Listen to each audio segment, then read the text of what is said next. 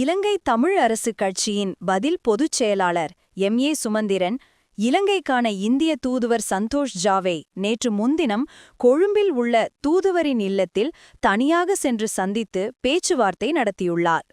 இந்த சந்திப்பின் போது இலங்கையின் தற்போதைய அரசியல் நிலவரங்கள் மற்றும் வடக்கு கிழக்கில் இந்தியாவின் உதவியுடன் முன்னெடுக்கப்படும் திட்டங்களின் நிலை குறித்து இரு தரப்பினரும் கருத்துக்களை பரிமாறிக்கொண்டதாக இந்திய தூதுவர் சந்தோஷ் ஜா தம் எக்ஸ் தரத்தில் பதிவிட்டுள்ளார். இதேவேளை இந்திய தூதுவர் சந்தோஷ் ஜாவை தமிழ் முற்போக்கு கூட்டணியின் தலைவர்களான மனோ கணேசன், பழனி திகாம்பரம் மற்றும் ராதாகிருஷ்ணன் ஆகியோரும் நேற்று முன்தினம் சந்தித்து கலந்துரையாடினர்.